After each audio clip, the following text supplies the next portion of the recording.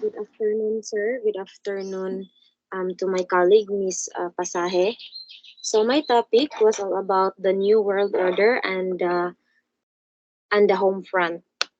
But before I proceed to my topic, let me have a quick recap first.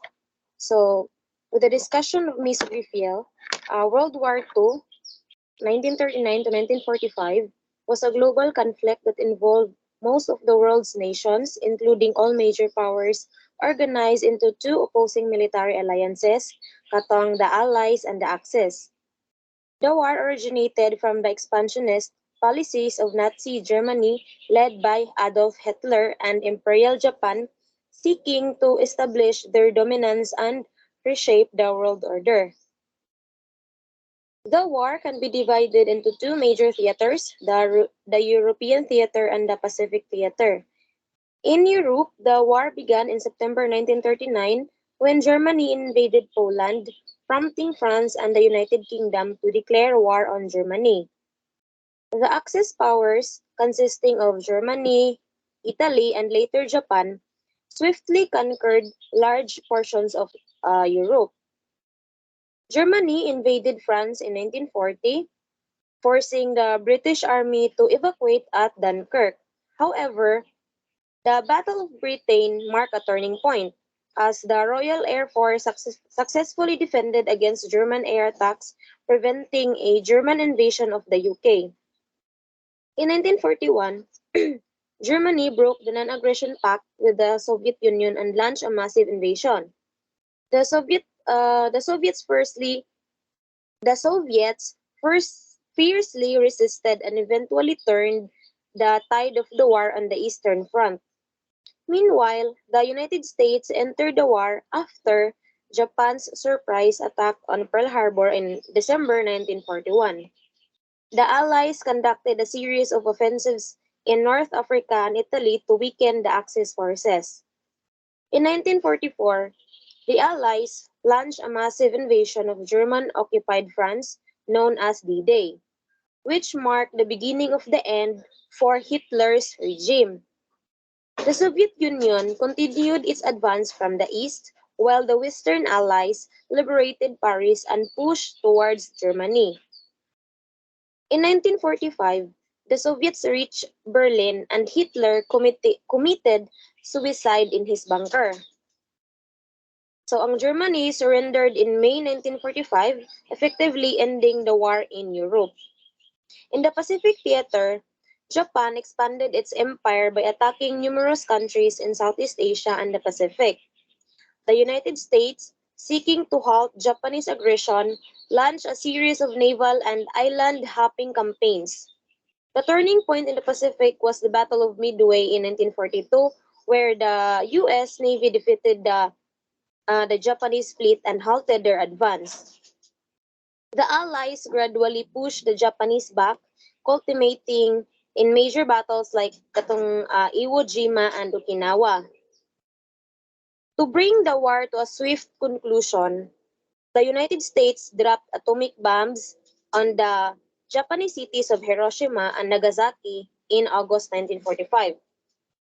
The devastation caused by these bombings, coupled with the Soviet Union's declaration of war on Japan, led to Japan's unconditional surrender in September 1945.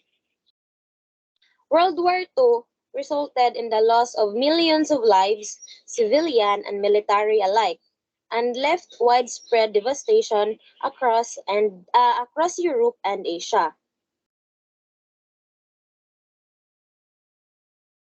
It brought about significant geopolitical changes, including the emergence of the United States and the Soviet Union as superpowers and the beginning of the Cold War. The war also prompted the establishment of international organizations like the United Nations to promote peace and prevent future global conflicts.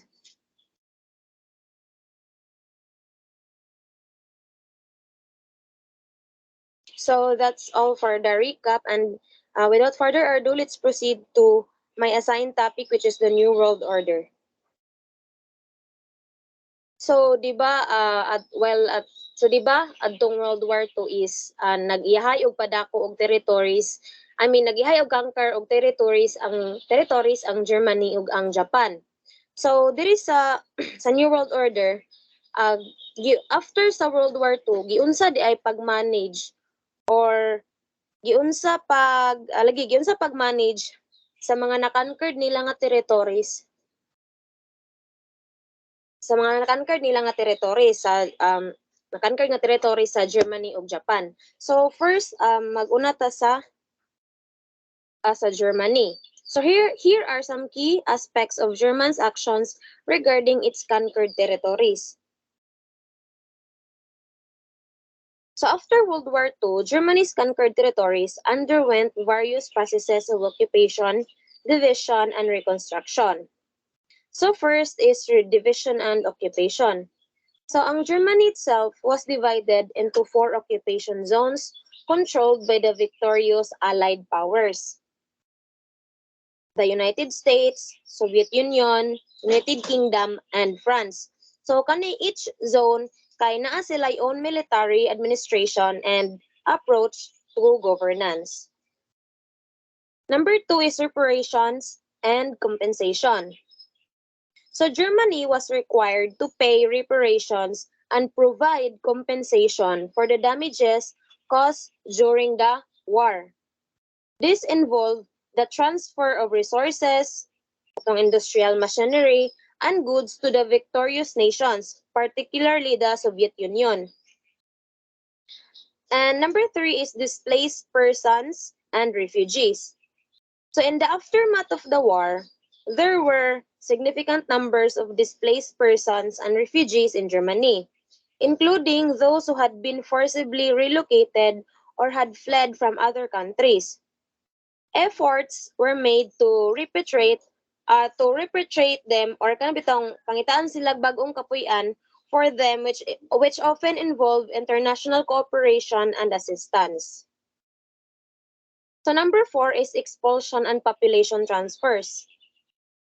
In certain regions, especially in Eastern Europe, the German population was expelled or forced to leave as a result of the war. This occurred particularly in areas that had been part of pre-war Germany but were transferred to other countries after the war. The largest population transfers took place between Germany and Poland, as well as between Germany and Czechoslovakia. Lastly is the denazification. So Germany underwent a process of denazification aimed at purging Nazi ideology and removing individuals associated with the Nazi regime from positions of power and influence. This process involved various measures including investigations, trials, and the removal of Nazi symbols and propaganda. And actually, naday ko'y wala na-include katong rebuilding and reconstruction. In number 6 to siya, rebuilding and reconstruction, wherein Germany faced extensive post-war reconstruction efforts to rebuild its cities, infrastructures, and industries that had been damaged or destroyed during the war. This involved extensive investment, both domestic and international, in order to revive the German economy and create a stable foundation for the country's future. It is important to note that the specific actions and policies varied among the different regions and countries affected by the Germans' occupation. The process of rebuilding and addressing the consequences of World War II lasted for many years and had long-lasting effects on Germany and its conquered territories. So, excuse lang sa gamay minus of tubig.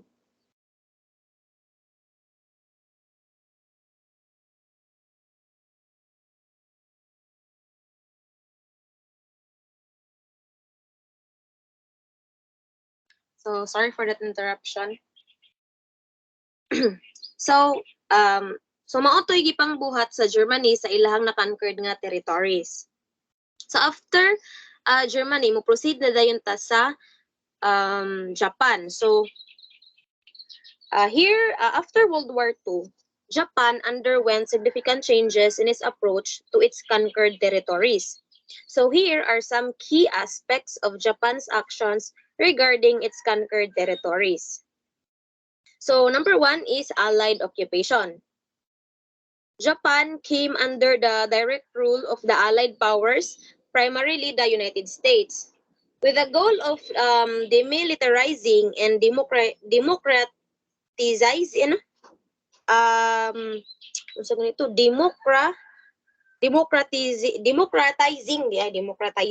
the country. Again, Japan came under the direct rule of the Allied powers, primarily under the United States, with the goal of demilitarizing and democratizing the country. So, si General Douglas MacArthur led the occupation forces and implemented a series of reforms. So, number two is decolonization. Japan was forced to relinquish its colonies and territories that it had been acquired during the war. This included the surrender of Korea, Taiwan, and various territories in Southeast Asia, such as Vietnam, Cambodia, and Laos. These regions were then placed under the control of other powers or transitioned towards independence. Number three is war crimes trials. Japan faced war crime trials similar to the Nuremberg trials in Germany, where individuals responsible for war crimes and atrocities were held accountable. The International Military Tribunal for the Far East, held in Tokyo, prosecuted and sentenced numerous Japanese military and political leaders. So number four is constitutional reforms. As a part of the occupation, Japan underwent significant constitutional reforms. The new Constitution of Japan, known as the Post-War Constitution or the Constitution of Japan, was enacted in 1947. It introduced democratic principles, established a constitutional monarchy, and guaranteed individuals' rights and freedom. Number five, economic reconstruction. After the war, Japan faced a devastated economy and widespread poverty.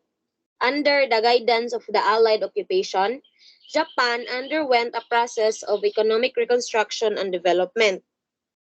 The focus was on rebuilding industries, infrastructure, and promoting economic stability. Number six is reconciliation and diplomacy. Japan engaged in efforts to reconcile with its former enemies and improve diplomatic relations with neighboring countries. This included issuing apologies for its wartime actions, compensating victims of its aggression, and seeking peaceful resolutions to territorial disputes.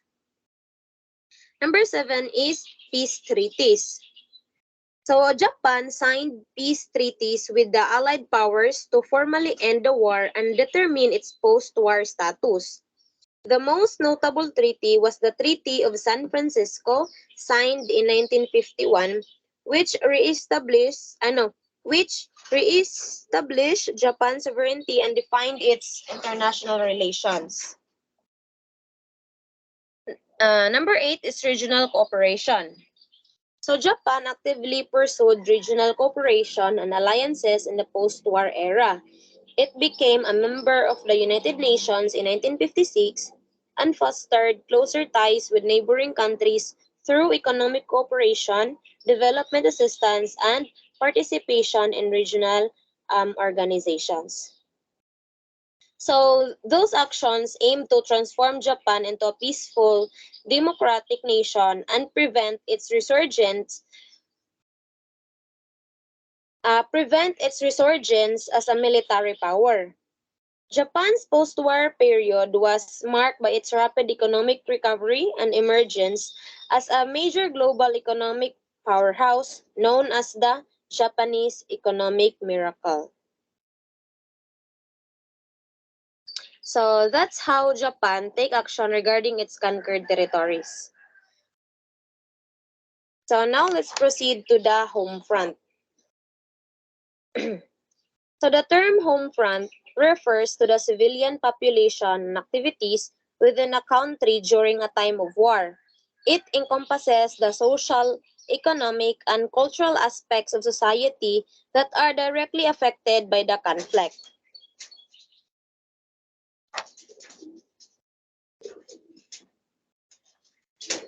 So, World War II, the home front. So before ito sa main discussion, this ito sa nganong naay nahimo nga home front. So the World War II period resulted in the largest number of people migrating within the United States in the history of the country. Individuals and families relocated to industrial centers for good-paying war jobs and out of sense of patriotic duty. So, as you can see in the picture, in the morning of December 7, 1941, military forces of the Empire of Japan attacked the United States Naval Fleet and ground bases at Pearl Harbor in Hawaii. On December 8, 1941, one day after the Day of Infamy, the United States declared war against the Empire of Japan, and on December 11, 1941, Japan's ally, Germany, declared war on the United States. So 16 million Americans, mostly young working age men, would serve in the military during World War II. Out of an overall United States population of 113 million, more on gipadala didto ang kuan mga young working age men. While an unprecedented number of young men would serve in the World War II, the country would drastically increase its war production on the home front, serving not only the needs of the armed forces of the United States but her allies as well. So mo tong gingon ni ni President Franklin Roosevelt nga the arsenal of democracy.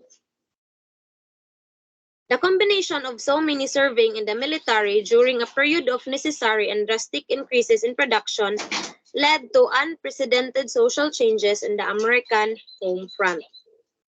So, di ba, more on ang ipadala is mga bata na mga men, bisag mga bata pangalaki is gipadala na dito sa war.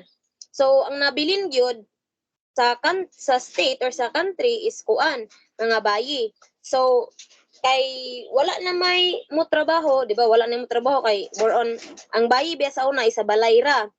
Ang mga laki biya magtrabaho sa factory, sa industrial mingana. Ang bayi ang mga asawa or mga bayi sa balay ra jud na. So kay na may World War II in more on murag nakulangan na og mga kuan ba mga army, so mga ang mga laki didto mo na siya gipadala didto sa military, bisag bata pa gipadala na kadidto. So kay gipadala ng mga laki didto ang nabilin mga bayi. So that's why naay shortage of workers. So kay na may shortage of workers, so kay bayi man na nangabilin, sila na ang mo puli sa mga trabahoon sa mga laki. So as you can see in the picture, mo na siya si Vilma Briggs Moore sa kanang nasa right, and then iyang co-worker at marine ship in Sausalito, California.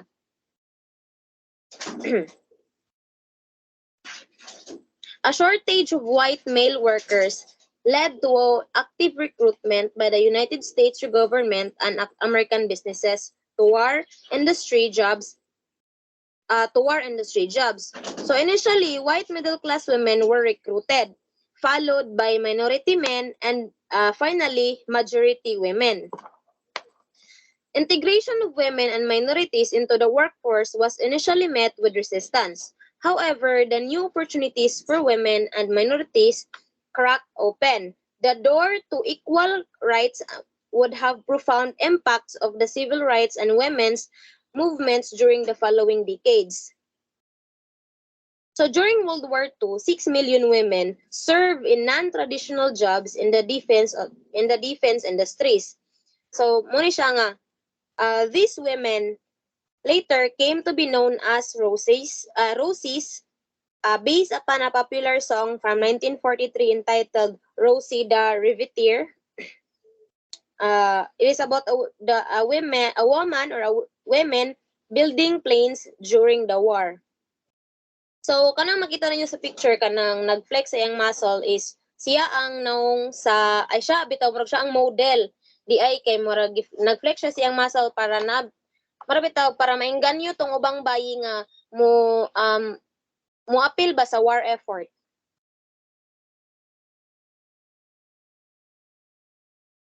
So boom towns. The World War II period resulted in the largest number of people migrating within the United States in the history of the country. Individuals and families relocated to industrial centers for good-paying war jobs and out of sense of patriotic duty. Many industrial centers became boom towns, growing at phenomenal rates. So as you can see in the picture, one of the example is kanang the city of Richmond, California, grew from a population of under 24,000 to over 100,000 during the war. Workers from around the nation had to intermingle with each other and overcome differences in order to meet war demands. Following World War II, many migrants decided to stay in their new homes, forever changing the cultural landscape of the United States. So now let's proceed to the working conditions and challenges during atong home front. Lagi ka ni home front eh. So homefront workers face many challenges and many of which would lead to change. Working conditions in the home front were difficult and dangerous. So between the bombing of Pearl Harbor in December of 1941 and the D-Day invasion of Europe in June of 1944, there were more home front industrial casualties than military casualties.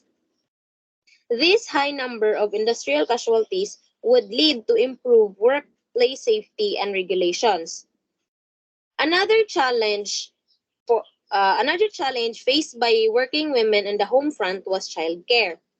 As mothers comprise a significant portion of the workforce, kay di ba sila na ang nipuli sa mga trabahoon sa laki, so challenge yun nila nga ang ilang mga bata is wala na kay nila natiman.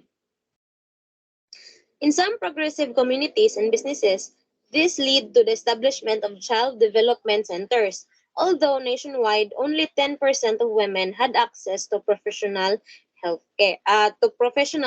care.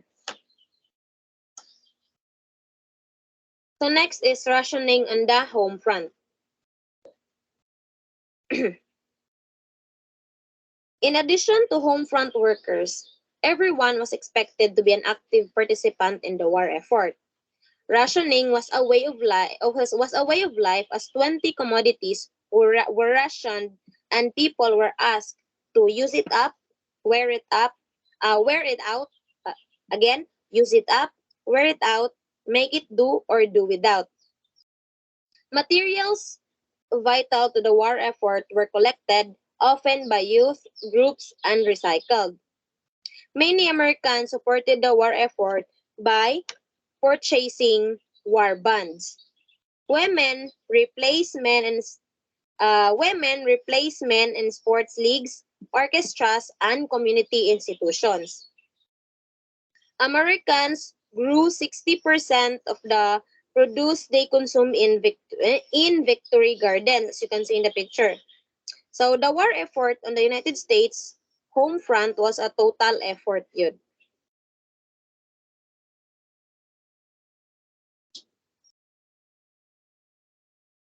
So that's all for my report, and thank you and God bless. Thank you, sir. Okay.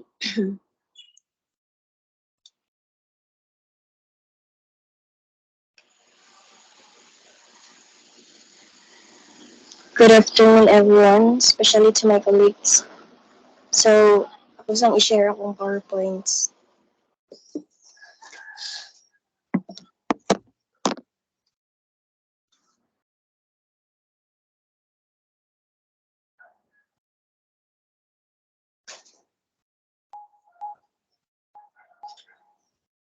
Visible na ba siya, Miss Joanna?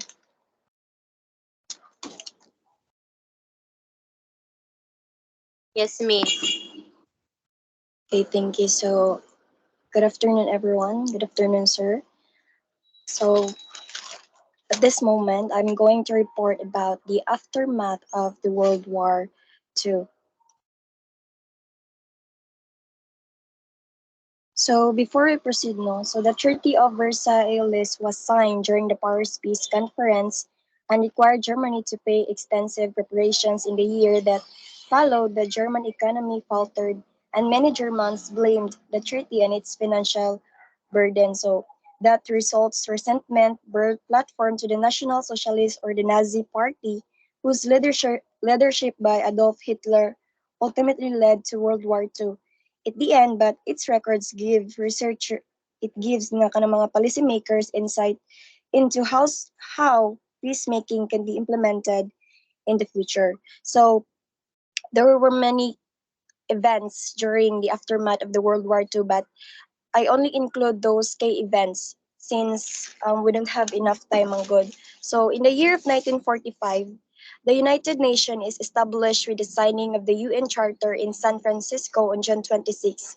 The Nuremberg trials begin in Germany, in which top officials of the Nazi regime are tried for war crimes. So between 1945 and 1946, German officials who had been implicated in the Holocaust and other criminal activities were brought before an international tribunal in the Nuremberg trial. So, ang kaning Nuremberg, gi-choose ni siya because kaning as a site for the trials because kani siya nga city had been the location of the Nazi parties annual katong mga Nazi parties, and also because of anti-Semitic laws had been passed in the Nuremberg in the year of 1935.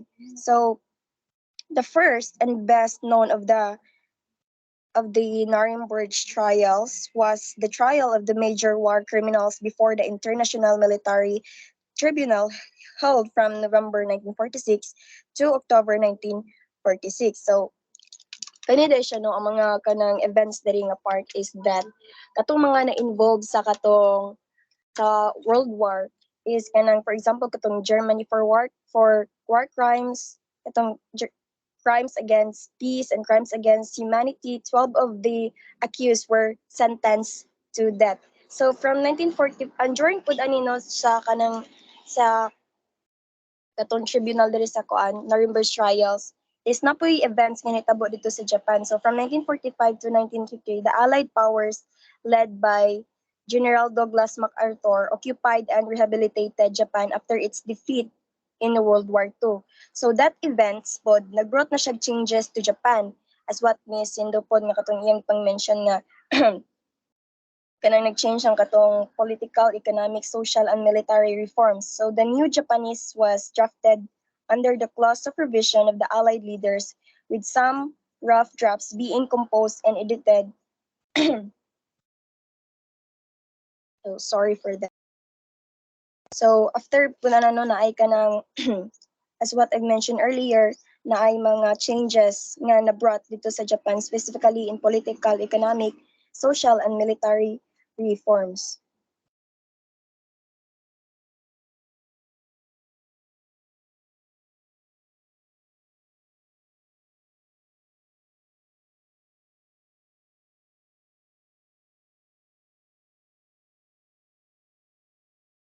Okay, so the 1947, the Truman Doctrine is announced by U.S. President Harry Truman, pledging American aid to countries threatened by communism. So in 1947, si President Henry Truman is nag-pledge siya that the United States would help any nations resist communism in order to prevent its spread.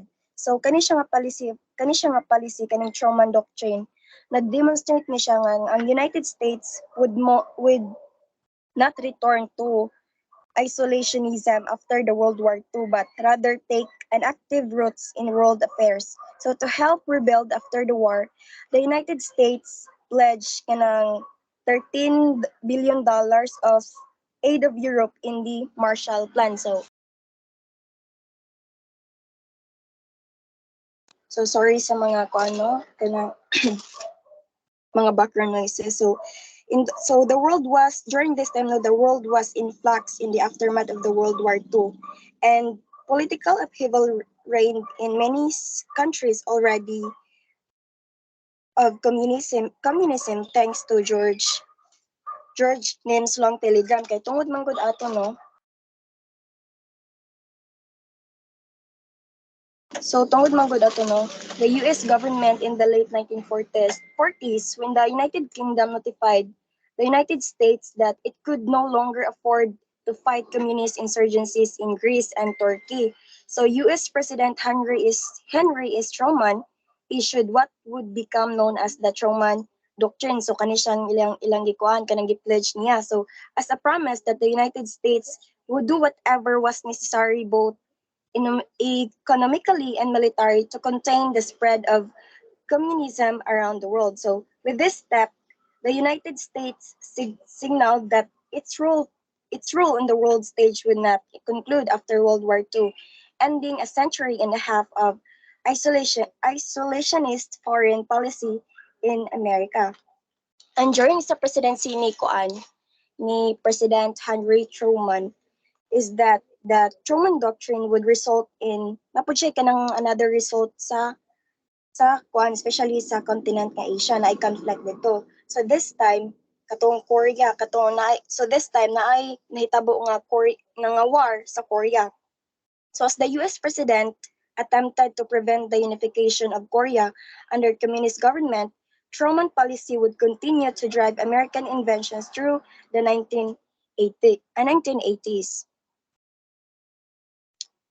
So on April 3, 1948, President Truman signed the Economic Recovery Act of 1948. It became known as the Marshall Plan, named for Secretary of the State George Marshall, who in 1947 proposed the United States provide economic assistance to restore the economic infrastructures of post-war Europe.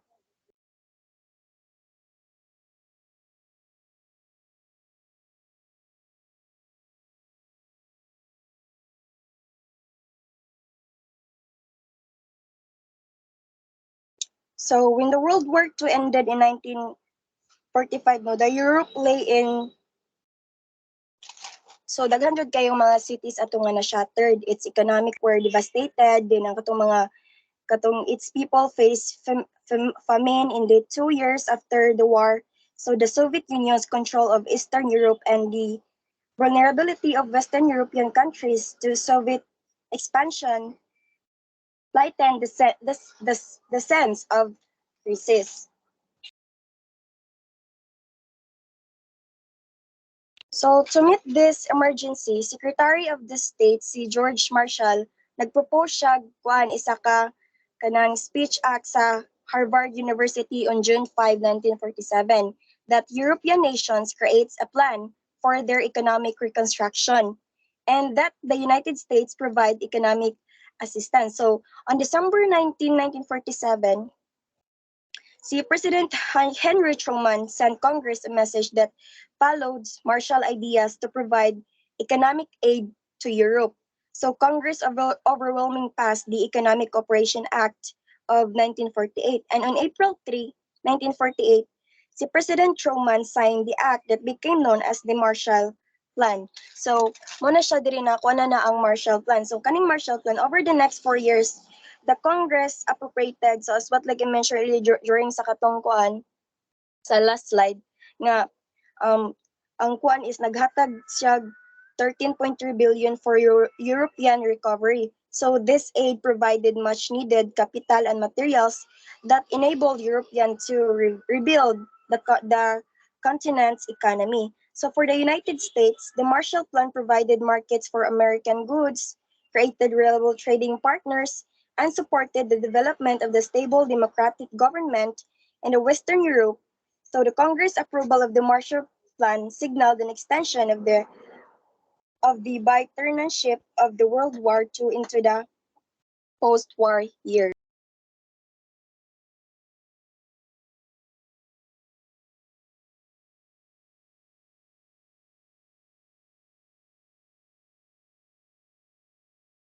So, in 1948, another na siya nga kuan kay events after atong sa kuan the Marshall Plan, the state of Israel established in May 14 following the British withdrawal from Palestine. The Berlin blockade begins on June 24 as the Soviet Union attempt to cut off the Allied access to the city. So, here na siya kanang Berlin blockade. So, kani siya, it was attempt on 1948 by the Soviet Union to limit the ability of the United States, so ani nga panghitabo.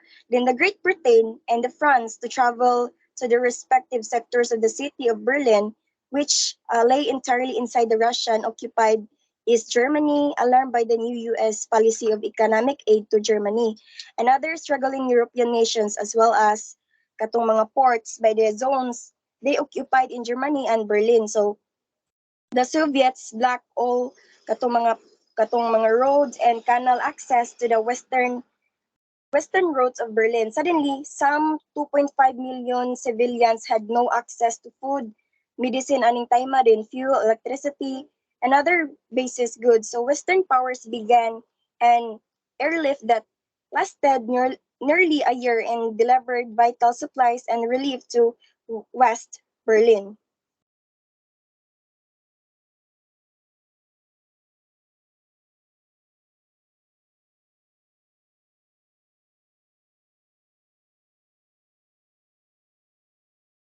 So after po datong kung ano katong blockage sa kuan sa sa katong pagkuan sa Israel, so na kuan na pud ang NATO ani during this time. So then kaning NATO, we all know that NATO is the North Atlantic Alliance and it is founded after the aftermath of the Second World War.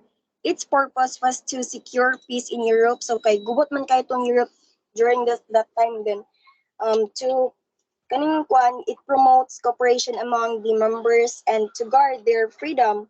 All of this in the context of countering the threat posed of that time by the Soviet Union. So the alliance founding treaty was signed in Washington in the year of 1949 by a dozen European and North American countries in comments the allied to the democracy. So individual liberty and the rule of law.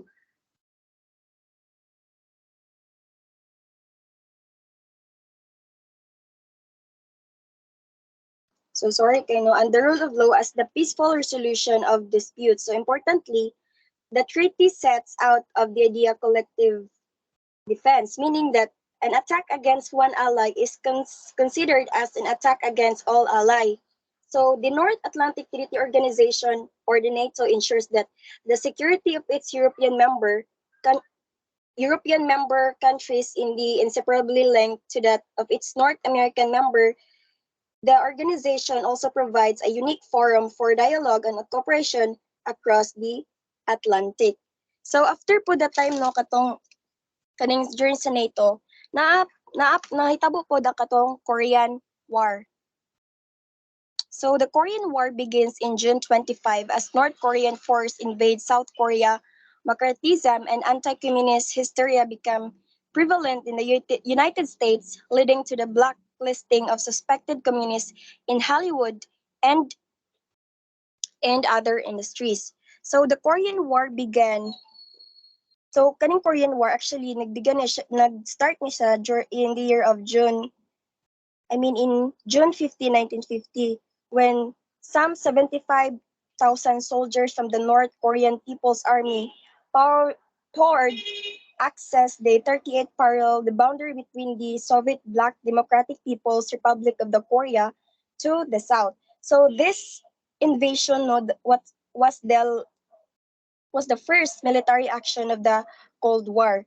So during po this time no kanang nakulbaan ang mga other countries, especially kay ang neighboring countries biya sa Korea is is katong Manchuria, which is kuan sa China, and katong sa northeast part sa kanang Korea is the Russia. So nakulbaan sila nga what if during this time is nanapoy kanang nanapoy mahitabo nga war, which is the World War III.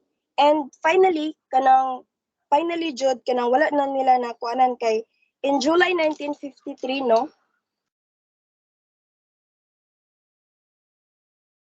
So in July 1953, the Korean War come to an end in all some like na-end na siya din in all some 5 million soldiers and civilians lost their life in what many in the US kani po siya nga kuan war is consider na siya the forgotten war because kanang wala yung nag-attention, wala bitag kuan, lack bitag attention ni sa mga neighboring countries, and it relieved compared and more well-known conflicts like World War I and II and the Vietnam War. So the Korean Peninsula remains until today is nagdivided na siya into two, which is the North Korea and the South Korea. So the European Coal and Steel Community established laying the groundwork for the eventual formation of the European Union. The 22nd Amendment to the US Constitution is ratified, limiting the president to 2 terms in office. So during this time, no, like we all know pod nga ang Germany is very rich po siya in terms sa kanang coal, and kanang na-afraid manggod ang kuan, afraid ang France ba nga what if gamito na pod sa Germany nga kanang silbi bitaw ikuan sila nga kanang dili na sila suportahan sa coal niya during that time ang coal is very important jud specifically sa ilahang industry. So kaning kuan the European Coal and Steel Community is that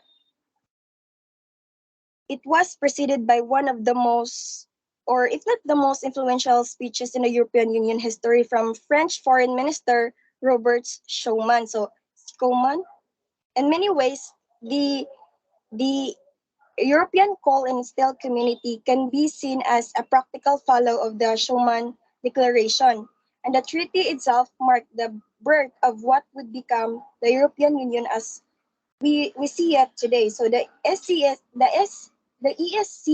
was put simply the starting point of the contemporary European Union. So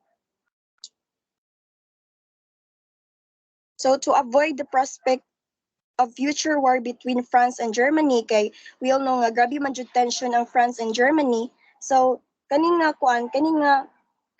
European Coal and Steel Community gipirmahan ni siya ni Robert Schuman para ma-avoid ang tension between France and Germany. So the treaty established the economic and steel community to combine coal and steel production across the two states because coal and steel were at the same time drivers of Western economies, and basically it particular the principal materials needed for the conduct of war.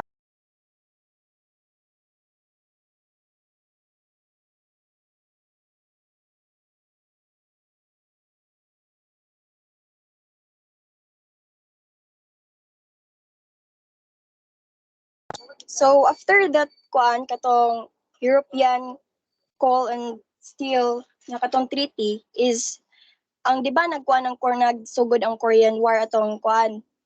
Then kani siya pag human nato nga kuan ang nag-end ang Korean War of in July 27 with an Armistice agreement that creates a semilitarized zone between North and South Korea.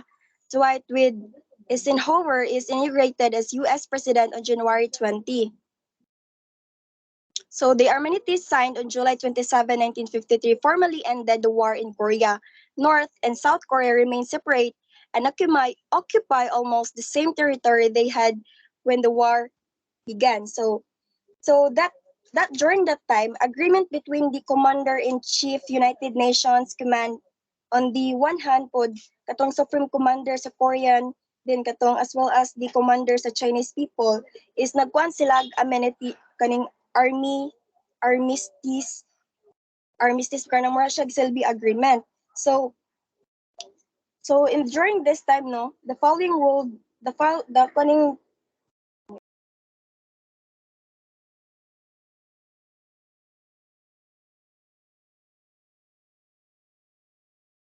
So during this time, the Korean Peninsula was divided between a Soviet-backed government in the north and the American-backed government in the south.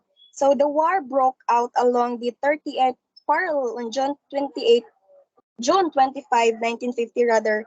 And on that day, the North Korean troops coordinated an attack at several strategic points along the parallel headed towards the Seoul. So this co-tension of the Cold War, the United Nations Security Council responded to the attack adopting a resolution that condemned the invasion as a breach of the peace. So na sila kasunduan. So the United States and the other UN member nations sent troops to support South Korea. The 3-year conflict claimed the lives of millions of soldiers and civilians. So the Korean War officially ended, as what I mentioned earlier. I mean in the PPT, as what you can see nga, na-end siya on July 27, 1953 at 10 a.m. So during this time, no, the U.S. Army Lieutenant General William Harrison and as well as his delegate kay nagkuan sila sa mga Korean People Army and the Chinese People volunteer signed as well as kanang ang nagkuan ani nagsign ani is si kuan gipangunahan ni William K. Harrison Jr. Dayon sa mga Korean people sad dayon and other 18 official copies of the tri-language Korean Armistice Agreement. So in summary, ang aftermath of the World War II was marked by significant changes in international relation and domestic politics. So the establishment of the United States emerged as a global superpower with a strong economy and increasing influence in the world affairs. So this era also characterized by the tension of the Cold War, the spread of communist sentiments, and the emergence of new power like China. So my report ends here. Thank you for listening.